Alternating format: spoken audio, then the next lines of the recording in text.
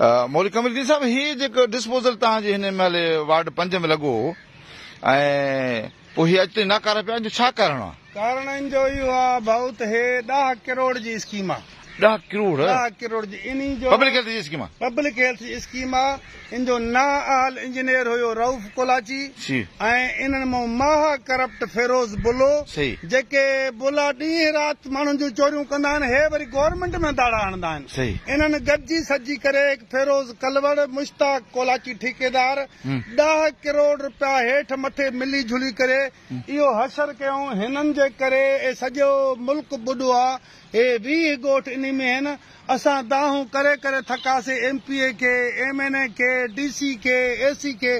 बाहे ज़ुल्म आहे। हे स्कीमां काॾे कयूं जे नाकारा थिया आहिनि त FIR दाख़िल करनि खे जेल में कागज़नि में हलंदो हूंदो न? हे कागज़नि में बाक़ाइदा जेको बिल्कुल ठीकु आहे हलंदो पिया। हिन में मुलाज़िम बि हूंदा, डीज़ल बि ईंदो हूंदो, मुलाज़िम आहिनि, डीज़ल बि ईंदो हूंदो, डीज़ल बि रोज़ अचे थो, मेंटेनेंस बि ईंदी हूंदी। उनजे बावजूदि हाणे जेका डिस्पोजल हलाई अथनि वञी होॾे, हिन जो जेको करतो धरतो नुक़सानकार जो आहे उहो फिरोज़ बुलो आहे ऐं उहे ठेकेदार आहिनि। असां चऊं था त इन्हनि ते FIR दाख़िल करे इनखे जेल में विझो ऐं वेरीफाई बाद में करायो।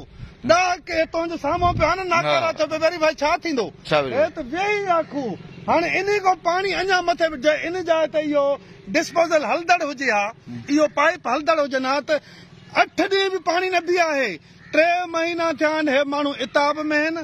हेॾो हलिया विया ओ कानपुर रोड ताईं हाणे इहो सॼो ज़ुल्म जेको थियो आहे ठेकेदारनि ऐं करप्ट कामरनि गॾिजी करे ऐं जेके चूंडियल नुमाइंदा चुप कयूं वेठा आहिनि त असां चवंदा उहे बि मुलविस आहिनि शायदि। जॾहिं त इहे इन्हनि खे माटो ॾियनि हा, इन्हनि ते FIR दाख़िल करे जेल में विझनि हा, उहो नेब काॾे मरी वई, उहो एंटी करप्शन काॾे हलिया विया आहिनि। हे छो नथा नज़र अचनि? उनखे चोर पकड़ींदा वेंदा हो, 10 लखें जे इनाम खे गोली हणंदा वेंदा हो।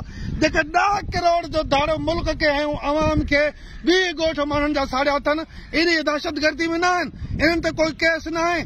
असांजो मुतालबो आहे इन ते फिल4 FIR दाख़िल करे दहशतगर्दी कोर्ट में इनको पैसा रिकवर कराया वञनि।